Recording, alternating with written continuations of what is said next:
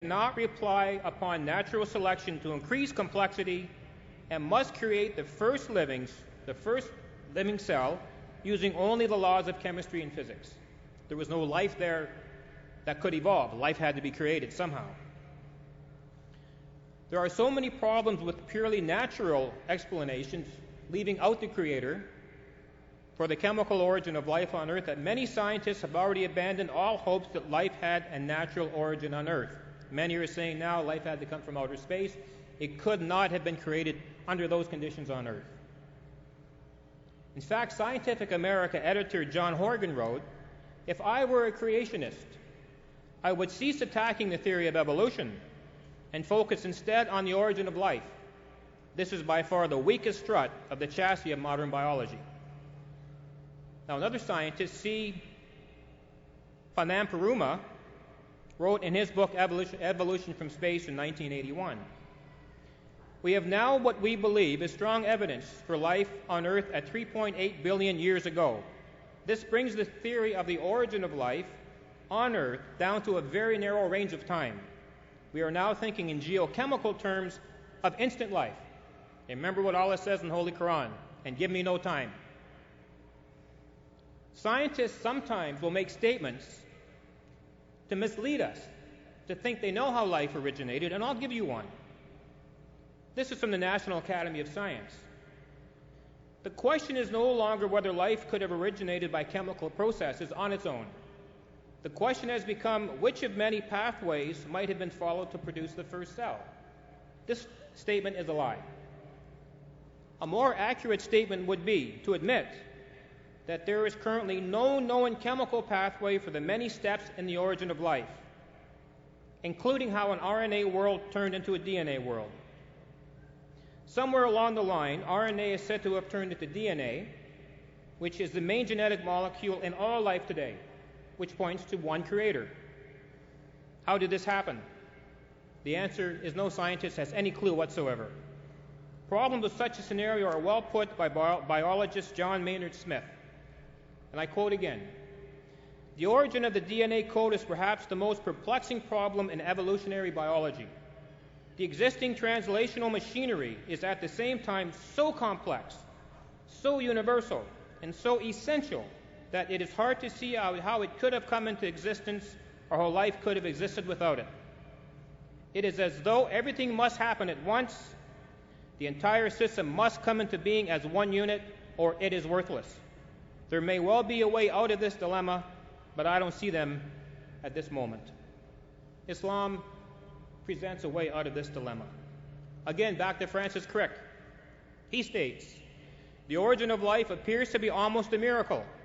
So many are the conditions which would have to be satisfied to get it going."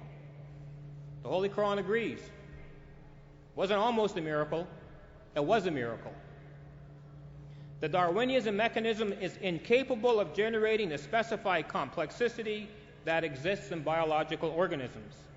It follows that chance and necessity are insufficient for the natural sciences and that the natural sciences need to leave room for God. The Holy Quran makes a wide range of observations covering the entire span of the creative process, not only pertaining to evolution, but also pertaining to the origin of life. How did life begin on Earth? The word Rabb invariably means someone who continues to evolve something from a lower to a higher stage. The Holy Quran envisions life as having been advanced step by step from dust, from water, from clay, and also from fermenting blackish mud, which subsequently turned into dry, ringing clay. The last two stages attract particular attention. No man of the era when the Quran was revealed could even remotely relate to the creation of man to dry, ringing clay made out of black, stagnant, fermented mud. And again, I quote from the Holy Quran, "With water did we create every living thing. He created Adam out of dust, and the jinn we created before from the blast of fire. He created you from clay, humid or moist earth. He created man from dry, ringing clay like pieces of pottery. And surely we created man of dry, ringing clay, of black mud wrought into shape." What perplexes the scientists is the question, How did inorganic chemicals convert into organic chemicals which were necessary for the creation of life? To date, none of the proposed solutions have found unanimous acceptance in the scientific community. They can't agree on the first steps regarding the origin of life. So during the first 3.5 billion years of the age of the Earth, our atmosphere remained free of oxygen. There was no productive ozone layer in the stratosphere either. The bombardment of this intense cosmic energy, because the ozone layer wasn't there to filter it out, became largely instrumental in the creation of prebiotic organisms which helped to transfer material from inorganic to organic. In other words, the cosmic rays that would destroy life today were used by God to create life.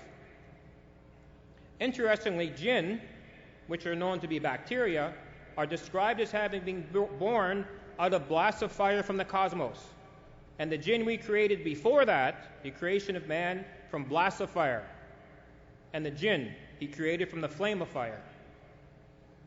So the prime candidates for the application of these verses seem to be such minute organisms as drew the energy of their existence directly from hot blazes of lightning or cosmic radiation.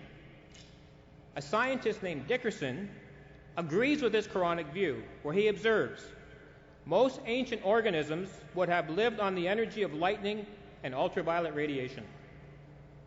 The relevant point is that all forms of most ancient bacteria draw their energy directly from the heat from cosmic rays. This is a tribute of no small magnitude to the Quranic declaration made over 1,400 years ago.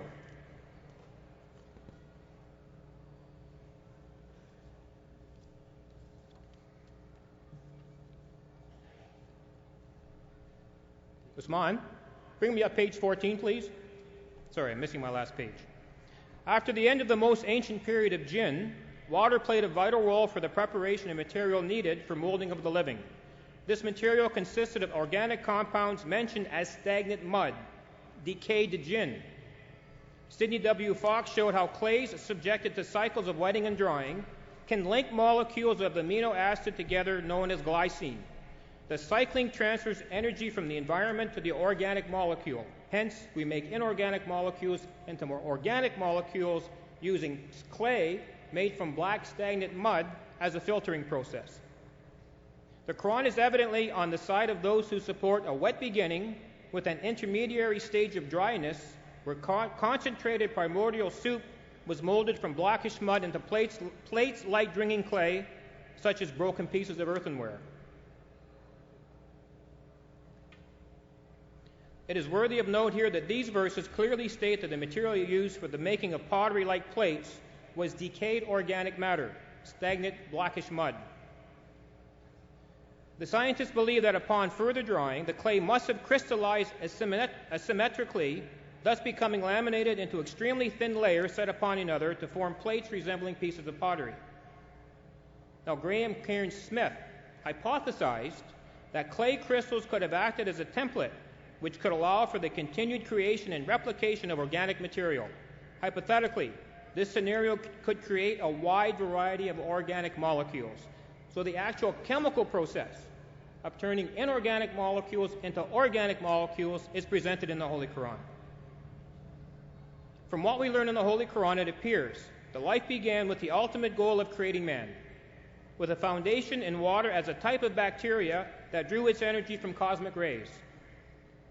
This life form turned into a type of blackish mud that was fermented and turned into clay crystals. These clay crystals were then used to filter, combine, and separate, and recombine water and dust that eventually became the basis of DNA life, which we are all a part of today. In conclusion, Harold P. Klein of Santa Clara University expresses his doubt about life creating itself in the following words: "It is almost impossible to imagine how it happened." Khalifatul Masih IV interjects, "We only object to the word almost. Instead, he should have clearly confessed that it was absolutely impossible without the creative power of God." Thank you.